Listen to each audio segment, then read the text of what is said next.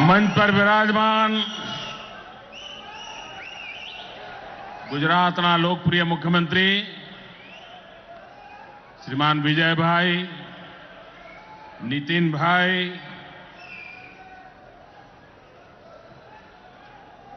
શ્રી બાબુભાઈ બોખરિયા,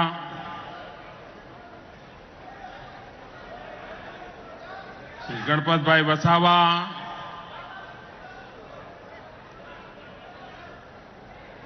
અને આજે સુમૂલ ડેરીના તત્વાવધાનમાં આપ સૌને મળવાનું સૌભાગ્ય મળ્યું છે. એના નિમિત્ત મારા યુવાન સાથી ભાઈ રાજુ પાઠક,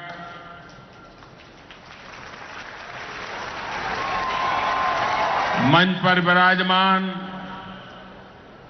સર્વ ધારાસભ્યશ્રીઓ, સંસદ સદસ્યશ્રીઓ, સહકારી આગેવાનો અને વિશાળ સંખ્યામાં પધારેલા મારા આદિવાસી ભાઈઓ અને બહેનો,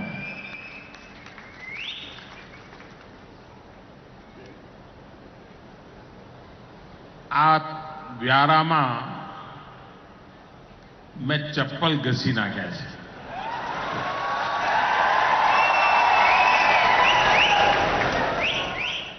સ્કૂટર પર આવતો ક્યારેક ખભા પર થેલો ભરાવીને બસમાં ઉતરીને ચાલતો ચાલતો જવું.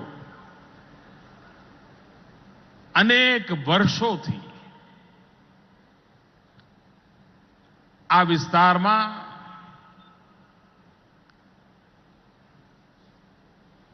ગરીબ આદિવાસી વચ્ચે રહીને સામાજિક કામ કરવાનું મને સંસ્કાર મળ્યા. ભારતીય જનતા પાર્ટીના કાર્યકર્તા તરીકે આવ્યો, મુખ્યમંત્રી તરીકે પણ આવ્યો,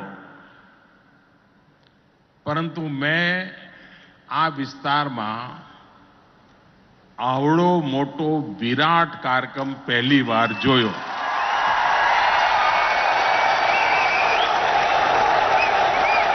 મારી નજર જ્યાં પહોંચે માથા જ માથા દેખાય છે. આટલું વિરાટ દ્રશ્ય અને આવી ઉત્તમ ડિસિપ્લિન, આવી ઉત્તમ શિસ્ત આપ સૌને માથું નમાવીને નમન કરું છું.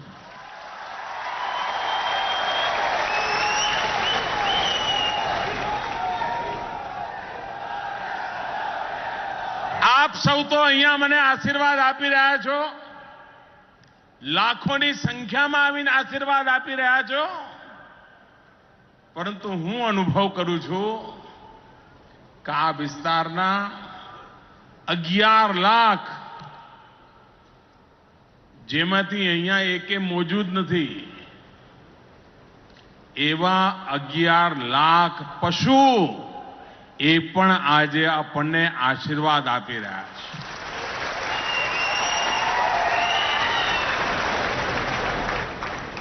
આજની આ મારી વેળા હું એ 11 લાખ પશુઓને સમર્પિત કરું છું. આજે પશુદાન દ્વારા પશુઓને ઉત્તમ આહાર, આનાથી મોટી સેવા કઈ હોઈ શકે? આનાથી મોટો જીવનનો સંતોષ કયો હોઈ શકે? સુમૂલે જે રીતે કાઠું કાઢ્યું છે અને સુમૂલ આજે એની સ્વર્ણ જયંતિ ઉજવી રહ્યું છે. 50 વર્ષની એની યાત્રા એણે અહીંના આર્થિક જીવનને બદલી નાખ્યું છે.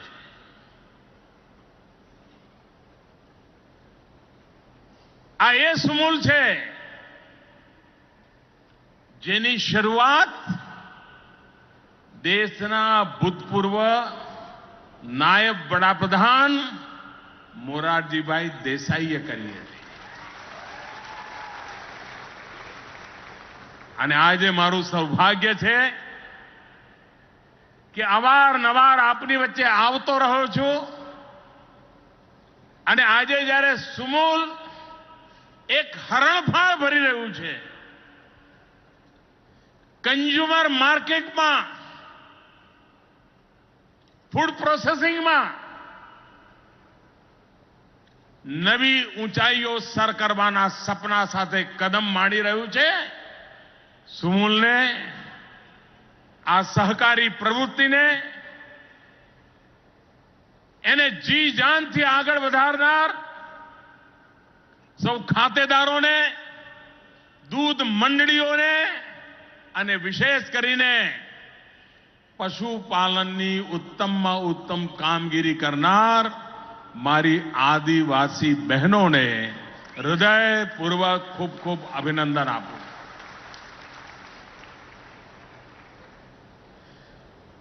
આદિવાસી વિસ્તારનો વિકાસ કેવી રીતે થાય, આદિવાસીના જીવનમાં ક્વોલિટી ઓફ લાઈફમાં બદલાવ કેવી રીતે આવે, એની પરંપરાગત જીવન પરંપરાઓનું રક્ષણ થાય, સાથે સાથે વિકાસના એના સપના સાકાર થાય, એની ઉત્તમ વ્યૂહરચના, ઉત્તમ રણનીતિ ઉમરગામથી અંબાજી સુધી સમગ્ર આદિવાસી પટ્ટામાં આપણે કરી બતાવી છે. અને દેશના વિદ્વાનો આજ નહીં તો કાલ સામાજિક આર્થિક પરિવર્તન જનભાગીદારીથી કેવી રીતે કરી શકાય છે, સંસ્કાર અને સહકારના જુગલબંધીથી કેવી રીતે કરી શકાય છે, એ ગુજરાતે કરી બતાવ્યું છે.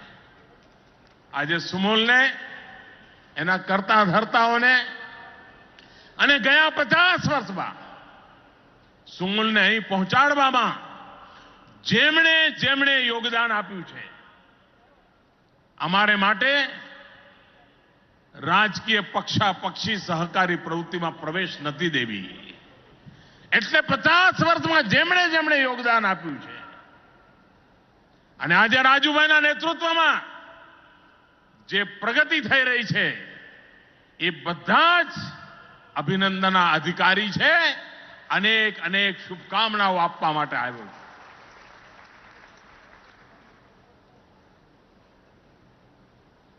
આજે મારે એક મહત્વપૂર્ણ જાહેરાત પણ કરવી છે.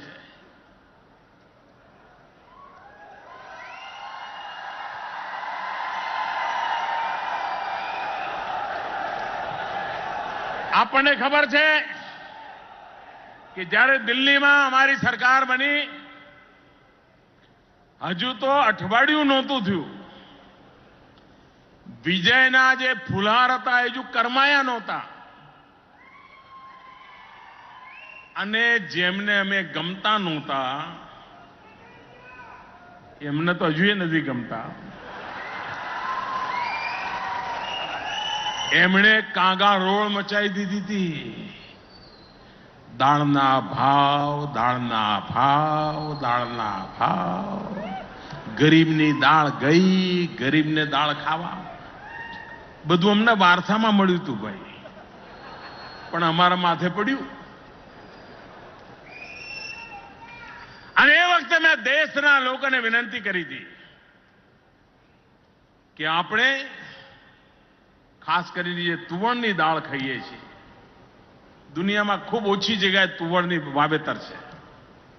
દુનિયા આખામાંથી ખરીદીએ તો જોઈએ એટલું આપણને સમયસર મળે નહીં. અને ઘણીવાર મળે તો આપણે ત્યાં બહેનો કે આનો દાણો જરા આવો છે, આ પાણીમાં ચડે છે, આ પાણીમાં નથી ચડતું, એટલે વળી પાછું બધું અટકી જાય.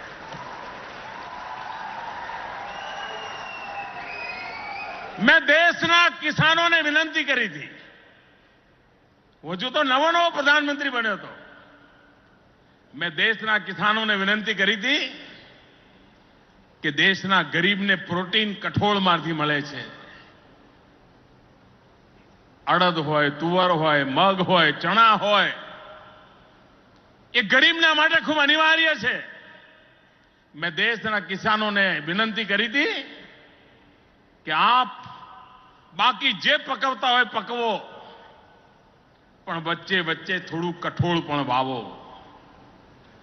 મારે મારા દેશના કિસાનોની સામે આજે સર ઝુકાવવું છે,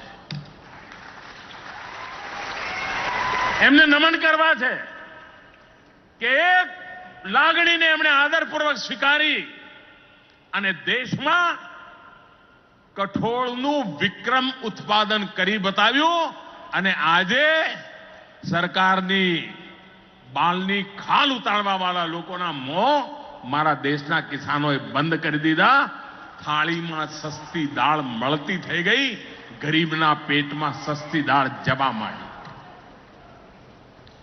ગયે વર્ષે વરસાદ મોડો થવાને કારણે ખેતીનું આખું ટાઈમ ટેબલ વિલંબિત થયું હતું અને પરિણામે કઠોળના ઉત્પાદનમાં પણ સમય ગયો. અને આપણે મિનિમમ સપોર્ટ પ્રાઇસથી, ટેકાના ભાવથી પહેલીવાર દેશમાં કઠોળ ખરીદવાનો નિર્ણય કર્યો. પરંતુ ખેડૂતોએ મારા ધ્યાનમાં મૂક્યું કે સાહેબ, આ ખરીદી 15મી તારીખે બંધ થવાની છે, હજુ થોડો અમને ટાઈમ જોઈએ, કારણ કે બધું ટાઈમ ટેબલ મોડું થયું છે. નાફેડ 15મી તારીખ સુધીમાં બંધ ના કરે, કંઈક કરી આપો. આજે હું દેશના અને ગુજરાતના ખેડૂતોને કહું છું કે સરકારે 1 સપ્તાહ ખરીદીનો સમય વધારી દીધો છે. હવે ખેડૂતોએ મૂંઝાવાની જરૂર નથી. આપનો પાક હજુ પણ તૈયાર થવામાં થોડો વિલંબ હોય, પહોંચાડવામાં વિલંબ હોય, તો આપને એનો લાભ મળશે, જેથી કરીને કઠોળની પેદાવાર કરનાર ખેડૂતોને કોઈ મૂંઝવણ નહીં થાય. અને એની ચિંતા કરવાની જવાબદારી સરકારની છે. એનો એક ફરીવાર વિશ્વાસ આ નિર્ણયથી આપણે પ્રતિપાદિત થશે. કારણ ગરીબના ઘરમાં, એની થાળીમાં એને ઉત્તમ પ્રકારનો પ્રોટીન પ્રાપ્ત કરવા માટે કઠોળ ખાઈ શકે, એના માટે સરકારે આ બીડું ઉઠાવ્યું છે. મારા ખેડૂત ભાઈઓએ એ બીડું ઉપાડી લીધું છે અને સરકાર એને પુરસ્કૃત કરવા માટેની વાતને આગળ વધારવા માટે કૃતસંકલ્પ છે. ભાઈઓ બહેનો, આજે 958 કરોડ રૂપિયાની પાણીની યોજના આગળ ધપાવવાનો શિલાન્યાસ થયો છે. તમે જ્યારે એની ફિલ્મ બતાવતા હતા, તમે જોઈ હશે, એમાં કહ્યું છે કે આ પાણી નીચેથી ઉંચકીને 118 મીટર ઊંચાઈએ લઈ જવાશે અને ત્યાં પહોંચ્યા પછી ખેતરો સુધી નીચે પાછું આવશે. ઉપર જાય એટલે ભાઈ પાછું પહોંચાડવાનું સહેલું પડે. આપ વિચાર કરો છો, 50 માળ કરતા પણ વધારે ઊંચા મકાન પર પાણી પહોંચાડવાનું કામ, અને એ પણ સામાન્ય નહીં, પાઇપલાઇન એવડી મોટી કે જેમાં મારુતિ કાર ચાલી જાય. કેટલું મોટું વિરલ કામ છે. એટલા માટે 70 વર્ષ સુધી સરકારો જ્યારે ચાલતી હતી ભૂતકાળમાં, આજે પણ હું હિન્દુસ્તાનના ખૂણે ખૂણે જાઉં છું તો ગરીબ માનવી શું માંગણી કરે છે? ગુજરાતમાં દેવી માંગણી ના કરે, પણ બીજા રાજ્યોમાં શું માંગણી કરે કે સાહેબ અમારા ગામમાં જરા માટી કામ કરાવી દેજો ને. ગુજરાત વાળો મળે તો શું કે, મોદી સાહેબ બહુ થઈ ગયો, હવે પેવર રોડ જોઈએ. અમારા ઉચ્છલ નિઝરના આદિવાસીઓ મને મળવા આવતા કે સાહેબ રોડ તો છે પણ આવો રોડ નહીં, હવે પેવર રોડ જોઈએ, 4 લાઈન જોઈએ. કારણ ગુજરાતે વિકાસના નવા મોડેલ સાથે જનમાનસને પણ તૈયાર કરેલું છે.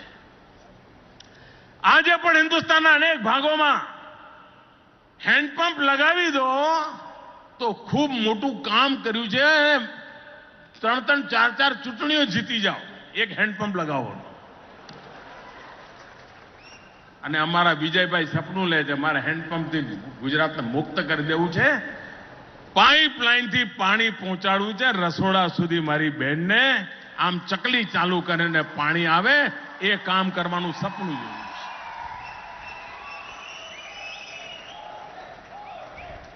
છે. એક આધુનિક હિન્દુસ્તાન બનાવવું હોય તો કેવી રીતે બનાવાય? વ્યક્તિના જીવનમાં બદલાવ કેવી રીતે લાવવો, એની આવશ્યકતાઓની પૂર્તિ કેવી રીતે થાય, એની દિશામાં કામ ઉપાડ્યું છે.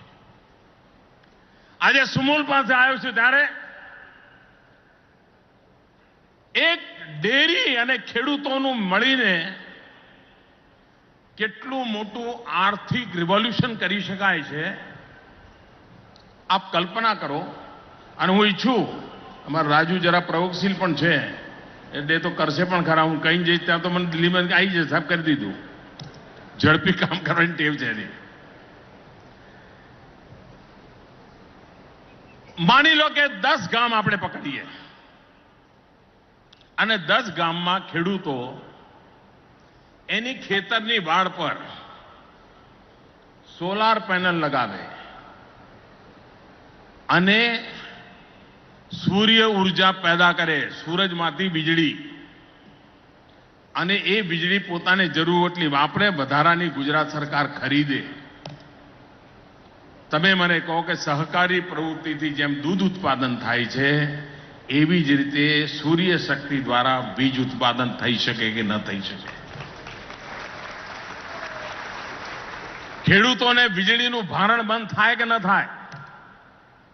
અને દેશને વિદેશોથી જે પેટ્રોલિયમ ચીજો લાવવી પડે છે એમાં ઘટાડો કરી શકાય કે ન કરી શકાય? દક્ષિણ ગુજરાતમાં પહાડો પણ છે, ઉત્તમ પ્રકારના કુદરતી જંગલી ફળફૂલ પણ છે, મધનું ઉત્પાદન, ઉત્તમ પ્રકારના મધનું ઉત્પાદન આપણા ખેડૂતો દૂધના ઉત્પાદન સાથે કરી શકે. બહેનોને મધ ઉત્પાદનની ટ્રેનિંગ મળે અને દૂધ લેવા માટે જે ગાડી જાય એ મધ પણ જોડે જોડે લેતી આવે, એનું પેકેજિંગ થાય, એનું બ્રાન્ડિંગ થાય અને દુનિયામાં સુમૂલનું મધ પણ કેવી રીતે વેચાતું થાય એમની અતિરિક્ત આવક.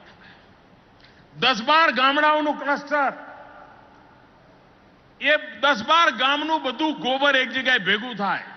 જેમ દૂધ ભેગું થાય છે એમ ગોબર ભેગું થાય, છાણ ભેગું થાય, ગામનો કચરો ભેગો થાય, એમાંથી ગેસનું ઉત્પાદન થાય અને ગેસ આ 10 ગામના ઘરોમાં વાપરવા માટે આપવાની વ્યવસ્થા થાય અને એમાંથી પણ ઉપજ થાય.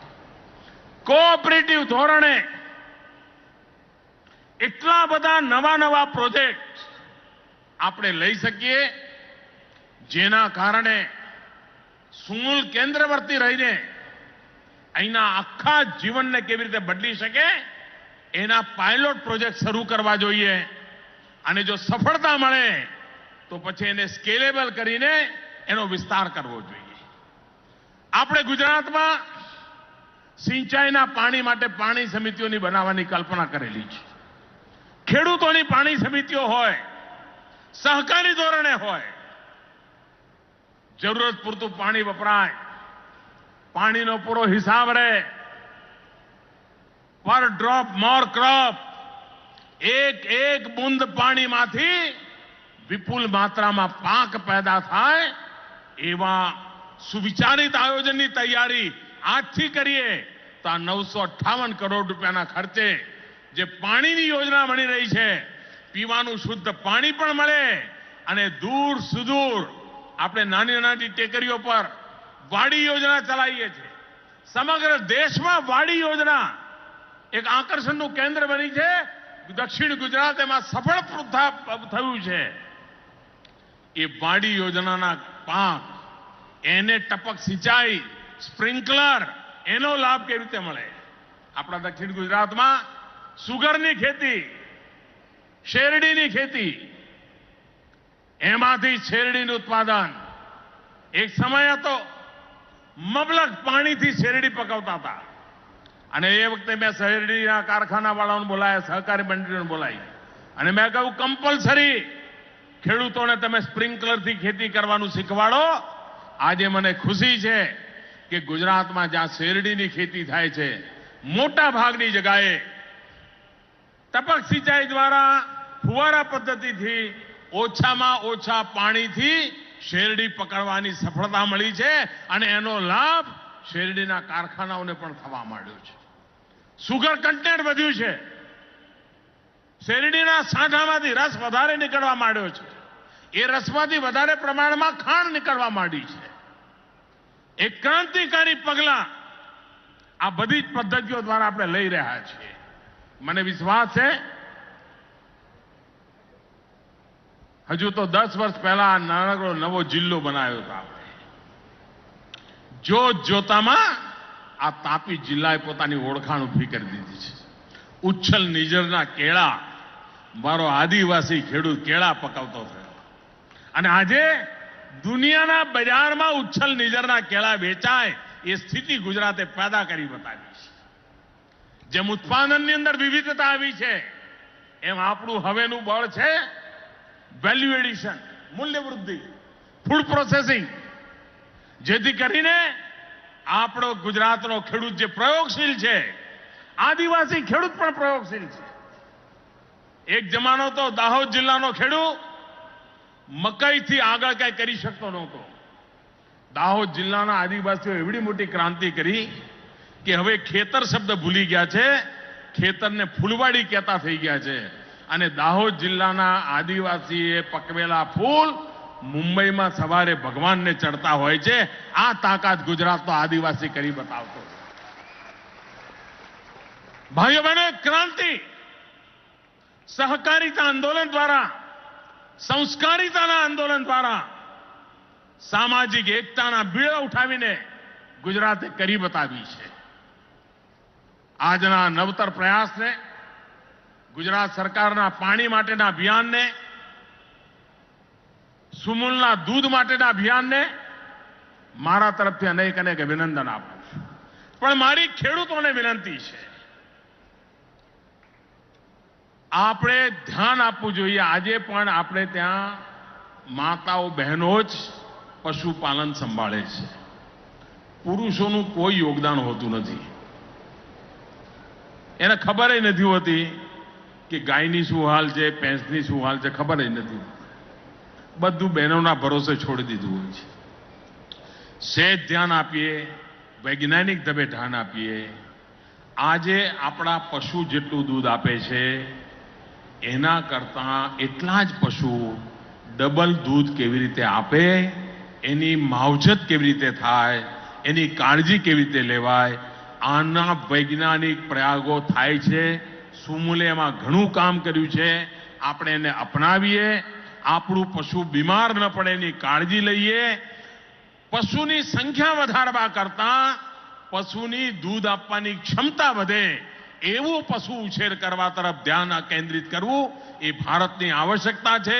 અત્યારે દુનિયામાં જે પશુ દ્વારા દૂધ ઉત્પાદન થાય છે એની તુલનામાં આપણે ઘણા પાછળ છીએ. સમગ્ર દેશમાં જે દૂધ ઉત્પાદન પ્રતિ પશુ થાય છે એની તુલનામાં ગુજરાત ઘણું આગળ છે. પરંતુ ગુજરાત હજુ ઘણું આગળ જઈ શકે એ સ્થિતિમાં છે અને તેથી હું આગ્રહ કરીશ, ગુજરાતની બધી ડેરીઓને મારો આગ્રહ છે, ગુજરાતના બધા પશુપાલકોનો મારો આગ્રહ છે, ગુજરાતના બધા ખેડૂતોને આગ્રહ છે કે આપણે આપણા પશુની દૂધ ઉત્પાદક ક્ષમતા કેવી રીતે વધારીએ, પર કેપિટા મિલ્ક પ્રોડક્શન કેવી રીતે વધે, અને જેટલા પ્રમાણમાં પર કેપિટા મિલ્ક પ્રોડક્શન વધશે એટલા પ્રમાણમાં પર કેપિટા મિલ્ક કન્ઝમ્પશન પણ વધશે. અને જ્યારે ગરીબનું બાળક પણ સસ્તામાં સસ્તું પૂરતું દૂધ પ્રાપ્ત કરશે તો ન્યુટ્રિશનની જે ચિંતા સતાવે છે એમાંથી પણ આપણા ગરીબ બાળકોને આપણે બહાર લાવી શકીશું. આ ઉત્તમ કામમાં આપ મને સહકાર આપો એ જ અપેક્ષા સાથે ફરી એકવાર આ સ્વર્ણિમ જયંતિ પર્વે મારી ખૂબ ખૂબ શુભકામનાઓ. આપની વચ્ચે આવવાનો અવસર મળ્યો, આટલી મોટી સંખ્યામાં આવીને આપે આશીર્વાદ આપ્યા, આદિવાસી માતાઓએ આશીર્વાદ આપ્યા. હું ફરી એકવાર આપનો ખૂબ ખૂબ આભાર માનું છું. ભારત માતા કી જય. સાહેબ